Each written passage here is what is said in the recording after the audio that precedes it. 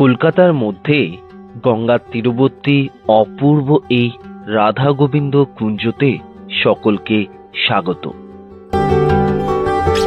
এখানের শান্ত নিরিবিলি পরিবেশ, পাখিদের গুঞ্জন, গঙ্গার ফুরফুরে বাতাস সবকিছুই তোমাদের মুগ্ধ করবে।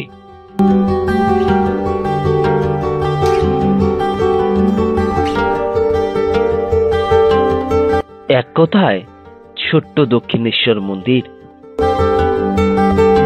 খুব সহজে কিভাবে তোমরা এই মন্দিরে আসবে সবকিছুই আমি তোমাদের এই ভিডিওতে দেখিয়ে দেব।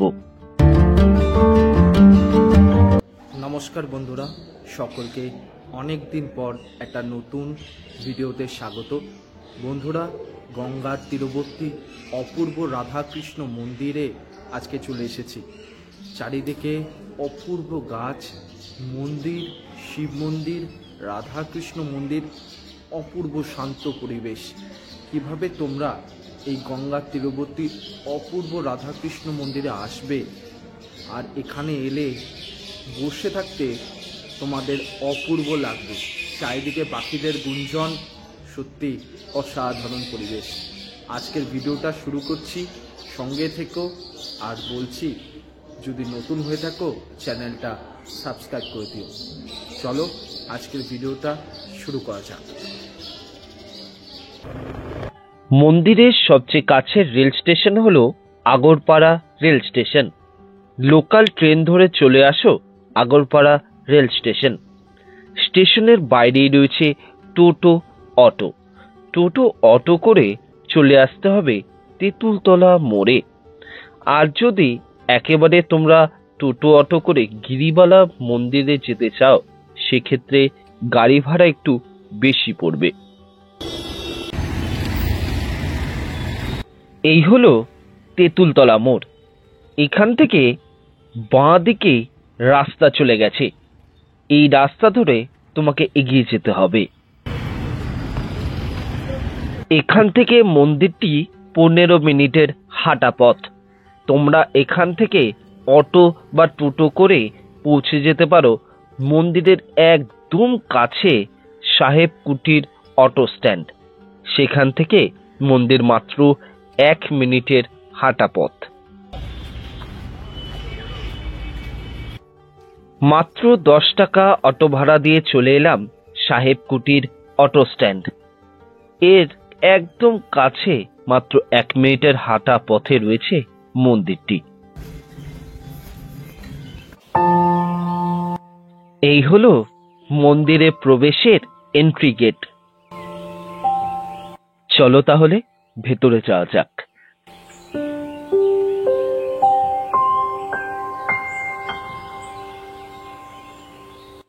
পাশেই রয়েছে একটি ছোট্ট মাঠ। সামনেই দেখা যাচ্ছে প্রাচীন এই ভগ্ন স্তূপকে।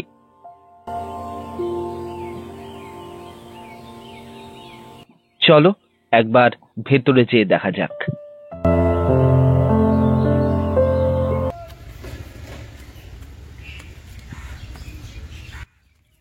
দেখেই বোঝা যাচ্ছে অতি প্রাচীন এই জায়গাটি, আর জায়গাটা পুরোপুরি ভগ্নস্তূপে পরিণত হয়েছে।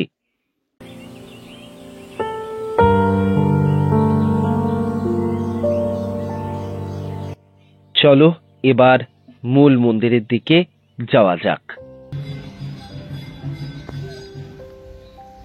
প্রবেশের মুখে লেখা রয়েছে গিরিবালা দাসীর শ্রী শ্রী রাধা গোবিন্দ কুঞ্জ।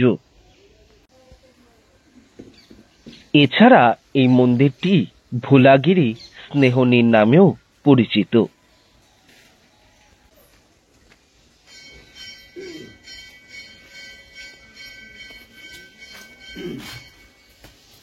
ভেতরে প্রবেশ করেই উপরে দেখতে পাবে 3টি ছবি রয়েছে। এখানে শ্রী শ্রী রামকৃষ্ণ পরমহংসদেবেরও ছবি দেখতে পাচ্ছি।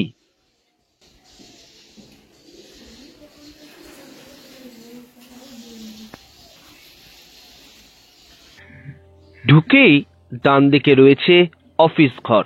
এখান থেকে তোমরা ভোগের কুপন কাটতে পারো।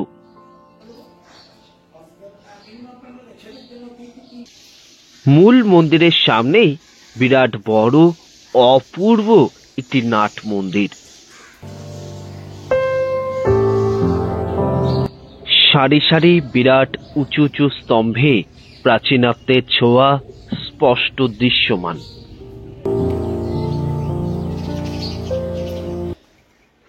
এখানের শান্ত নিরিবিলি পরিবেশ, পাখিদের মিষ্টিমধুর গুঞ্জন সত্যি মনোমুগ্ধকর।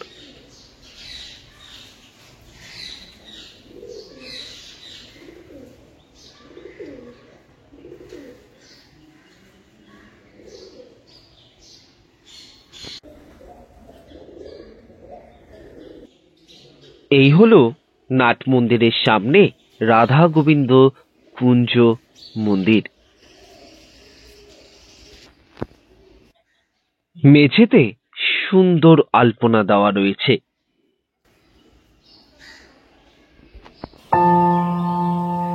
রানী রাসমণি দেবীর নাতবু গিরিবালা দাসী এই মন্দিরটি প্রতিষ্ঠা করেছেন। এটি একটি পঞ্চরত্ন মন্দির। মন্দিরে প্রবেশের সিঁড়ির দুপাশে পাথরের দুই নারী মূর্তি রয়েছে, যাদের হাতে ধরা রয়েছে বাতিদান। পাশেই সুন্দর একটি তুলসী মঞ্চও রয়েছে। চলো এবার মন্দিরের ভেতরে যাই, আমার সাথে সাথে তোমরাও দর্শন করে নাও। এই মূল মন্দিরে কোষ্ঠী পাথরের কৃষ্ণ ও অষ্টধাতুর রাধা রয়েছে। এছাড়া রয়েছে গোপাল, গণেশ ও নারায়ণশিলা এবং গিরিবালা দেবীর একটি মূর্তিও রয়েছে।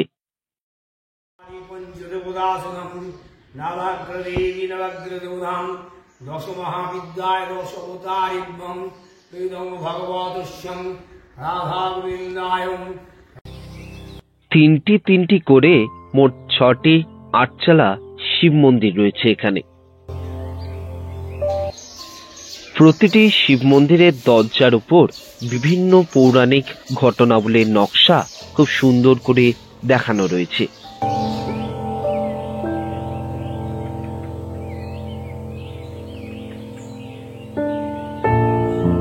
প্রতিটি মন্দিরের এক একটি নাম রয়েছে। এটি রাজেশ্বর শিব মন্দির। এই মন্দিরটি 2 নম্বর মন্দির এখানের।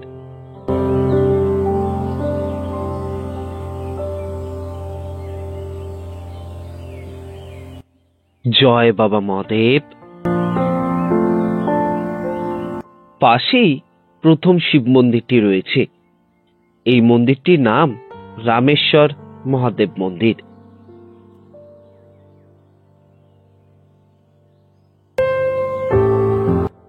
উপরে রাধা কৃষ্ণের যুগল মিলনের নকশা এখানে করা রয়েছে।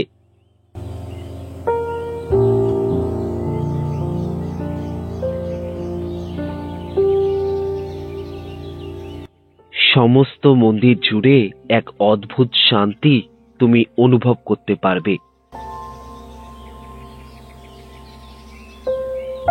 এটি গোপেশ্বর মহাদেব মন্দির। এখানে উপরে আরো এক পৌরাণিক লীলা তুলে ধরা হয়েছে।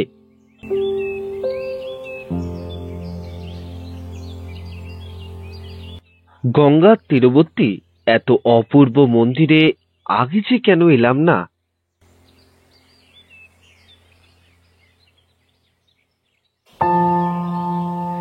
মন্দির থেকে গিরিবালা গঙ্গার ঘাটে সরাসরি যাওয়ার জন্য এই বড় দালান রয়েছে। সামনের গেটটা বন্ধ, তাই একটু পরে বাইরে গিয়ে তোমাদের সুন্দর ঘাটটি দেখাবো।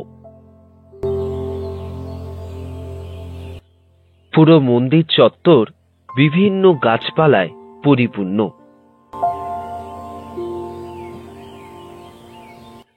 এখানে বাকি আর 3টি শিব মন্দির রয়েছে। এটা হলো ভুবনেশ্বর মন্দির। এখানে উপরে রাধা কৃষ্ণের লীলা দেখানো হয়েছে।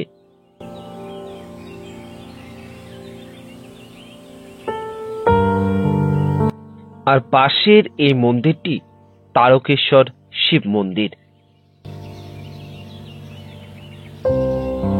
এখানে উপরে ভগবান বিষ্ণুর অনন্ত শয্যা দেখানো হয়েছে।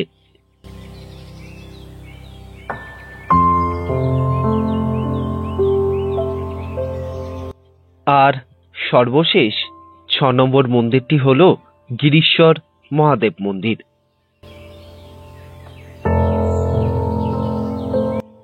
এখানে শ্রীকৃষ্ণের কালিয়া দমনের দৃশ্যটি দেখানো হয়েছে।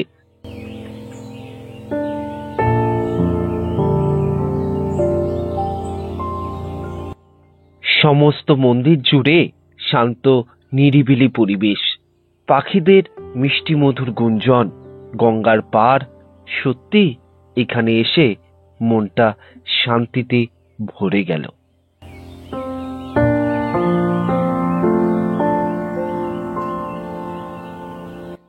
বলে রাখি, এখানে ভোগ খাওয়ার ব্যবস্থা আছে।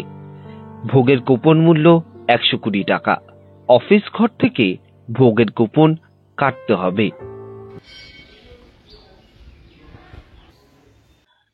মন্দিরটি খোলা থাকে সকাল 6টা থেকে দুপুর 1টা পর্যন্ত, আবার ওপেন হয় বিকেল 4টে থেকে 8টা পর্যন্ত। পাশেই রয়েছে গঙ্গার ঘাট, সেটাও তোমাদের একবার দেখিয়ে দিই। মন্দিরের থেকে যেহেতু ঘাটে যাওয়ার গেটটা বন্ধ, তাই মন্দিরের পাশ দিয়ে ঘাটে যাচ্ছি। এই হলো মন্দিরের থেকে ঘাটে আসার গেটটা, যেটা বন্ধ। আর এই যে সুন্দর বাঁধানো গঙ্গার ঘাট।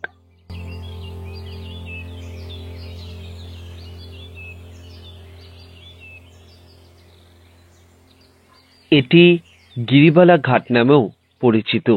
এক কথায় অপূর্ব।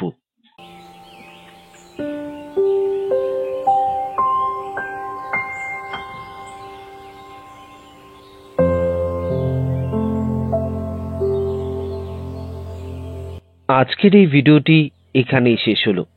সকলে ভালো থাকবেন, হাসি খুশি থাকবেন। আর যদি চ্যানেলটা না সাবস্ক্রাইব করে থাকেন, প্লিজ সাবস্ক্রাইব করে দিন।